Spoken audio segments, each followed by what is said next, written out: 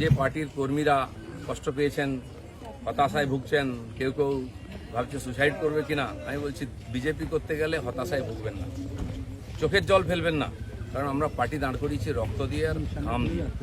যেন বিজেপির কর্মীরা পিছনে তাকায় না, ভয় পায় না, সন্দেহ করে না। যতদিন আমার মনের মধ্যে, আমাদের কর্মীদের মধ্যে সন্দেহ ছিল না, বিভেদ ছিল না, পার্টি এগিয়েছে।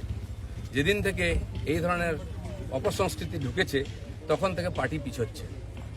দিলীপ ঘোষ 42 বছর ধরে ঘরবাড়ি ছেড়ে সমাজের কাজ করছে, 10 বছর রাজনীতি করছে। দিলীপ ঘোষের দিকে আঙুল তোলার হিম্মত কারো নেই, না পক্ষে না বিপক্ষে। যে কোনো ধরনের আমি চ্যালেঞ্জ করছি। যাদেরকে আমি নিয়ে এসে নেতা বানিয়েছি, যারা বিজেপি দেশে করে খাচ্ছে, তাদেরই বেশি পেট ব্যথা হচ্ছে। যাদেরকে আমি নিয়ে এসে নেতা করেছি তারা খুব চিন্তিত ভবিষ্যৎ নিয়ে। পার্টির উপরে ভরসা রাখুন, চিন্তা করার কোনো দরকার নেই। আর দিলীপ ঘোষ পার্টি ছাড়বে কিনা, কোথায় যাবে, অনেকে দুশ্চিন্তাগ্রস্ত, অনেকে আনন্দিত। দুশ্চিন্তা করার দরকার নেই, আনন্দিত হওয়ার দরকার নেই। দিলীপ ঘোষ দরকার হলে রাজনীতি ছাড়বে, কিন্তু পার্টি ছাড়বে না, বিজেপি ছাড়বে না, এটা পরিষ্কার বললাম। কিছু লোক হয়তো চাইছেন আমি পার্টি ছাড়লে জায়গাটা খালি হবে, সুবিধা হবে, সেটা হওয়ার চান্স নেই। কারণ আমাদের কাছে মিশন, পশ্চিমবাংলায় যতদিন না রাজনৈতিক পরিবর্তন হচ্ছে, লড়াই চলবে। আর যে আমার লক্ষ লক্ষ সাথী 10 বছর ধরে আমার সঙ্গে লড়াই করেছেন, রক্ত দিয়েছেন, ঘাম দিয়েছেন, প্রাণ দিয়েছেন, পরিবারকে রাস্তায় বসিয়ে দিয়েছেন, সেটাই আমাদের কাছে প্রেরণা। কেউ বলছে 57 জন শহীদ হয়েছে, তারা ভাবছেন যে 21 সালে বোধহয় বিজেপি তৈরি হয়েছে, তা হয়নি। 257 জন শহীদ হয়েছে, রাজনীতিক শহীদ। সেই শহীদ ভুলিনি, কারণ আমার সময় তারা প্রাণ দিয়েছেন। তার ফলে 77 সিট জিতেছিলাম। আজকে 1 ডজন এমএলএ আমাদের ছেড়ে চলে গেছে, এমপি চলে যাচ্ছে, পঞ্চায়েত, জেলা পরিষদ, সমিতি চলে যাচ্ছে। কিন্তু আমি বলছি আমাদের বিচারধারা, আমাদের রাস্তা ঠিক আছে, ঘাবড়াবেন না, ভয় পাবেন না। বিজেপি ভয় পায় না বলে ভারতবর্ষে পরিবর্তন করতে পেরেছে। আমরা সেই পার্টির সংস্কৃতি মানি যে পার্টির প্রধানমন্ত্রী অটল বিহারী বাজপেয়ী কালীঘাটে গিয়ে মমতা ব্যানার্জির মায়ের পায়ে হাত দিয়ে প্রণাম করেছিলেন। আমরা সেই সংস্কৃতির লোক। মমতা ব্যানার্জি তখন আমাদের সঙ্গে ছিলেন, আর অন্যদিকে চলে গেছেন, শত্রু হয়ে গেছেন, এটা আমি মনে করি না। রাজনীতি আমার কোনো শত্রু নেই, আমি সবাইকে মিত্র করার চেষ্টা করি। আর মিত্র করেছি বলে ভারতীয় জনতা পার্টি এত বড় হয়েছে। অন্য পার্টির বহু নেতা এসে পার্টির নেতৃত্ব করছে। তো সেই জন্য আমরা সেই সংস্কৃতির লোক, সেই পার্টির কর্মী যে পার্টির প্রধানমন্ত্রী অটল বিহারী বাজপেয়ী শান্তির বার্তা নিয়ে বাসে চড়ে লাহোরে গেছিলেন, শত্রুর দেশে গেছিলেন, ঘোষিত শত্রু পাকিস্তান, প্রধানমন্ত্রীর সঙ্গে আলাপ করেছিলেন। ফিরে আসার পরে পাকিস্তান আক্রমণ করেছিল, কার্গিল যুদ্ধ হয়েছিল, অটল বিহারীর হাত কাঁপেনি, মিরাজ পাঠিয়ে দিয়ে, সেনা পাঠিয়ে দিয়ে সমস্ত বাংকার গুঁড়িয়ে দিয়েছিলেন।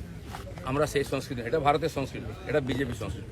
আমার প্রধানমন্ত্রী নরেন্দ্র মোদী, তিনি নওয়াজ শরীফের বাড়িতে বিয়েতে নেমন্ত্রণ রক্ষা করতে গেছিলেন, কোনো প্রোটোকল মানেননি, আশীর্বাদ করেছিলেন মেয়েকে।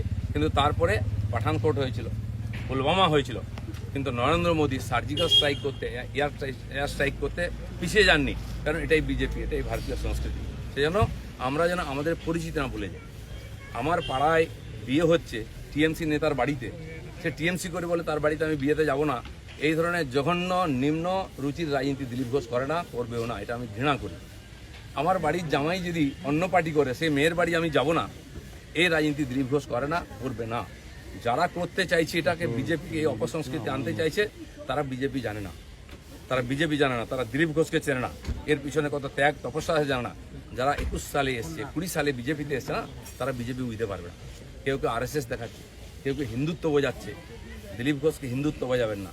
আমার কাটলে গায়ে হিন্দুর রক্ত বেরোবে, বিজেপির রক্ত বেরোবে, বাকিদের গায়ে কি রক্ত?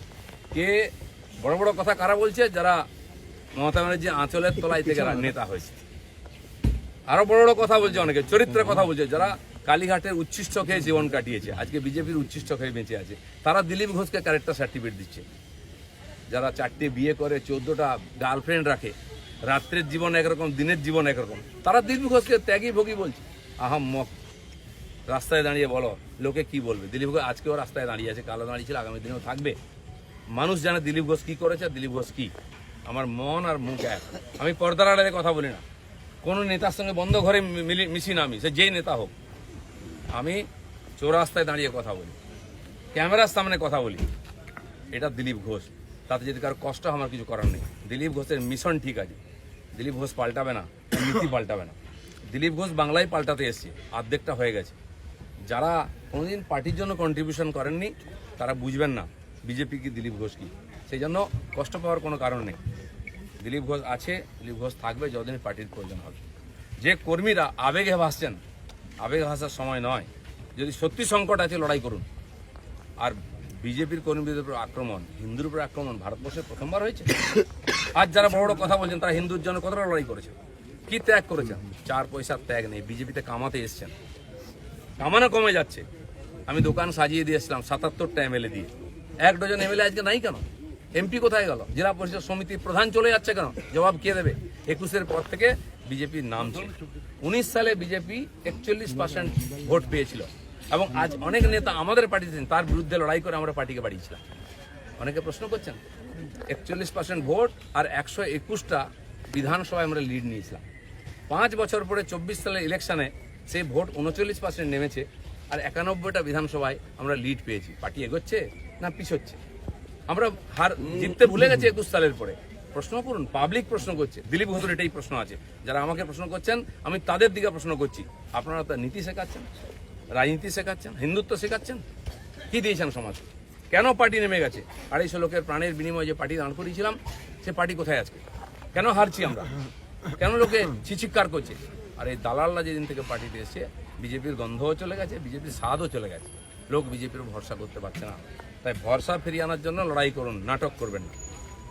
রক্ত দিয়েছি, আমরা ঘাম দিয়েছি, তারপরে মানুষের বিশ্বাস জিতেছি, মানুষের আশীর্বাদ জিতেছি। দিলীপ ঘোষের তো লড়াই জারি আছে।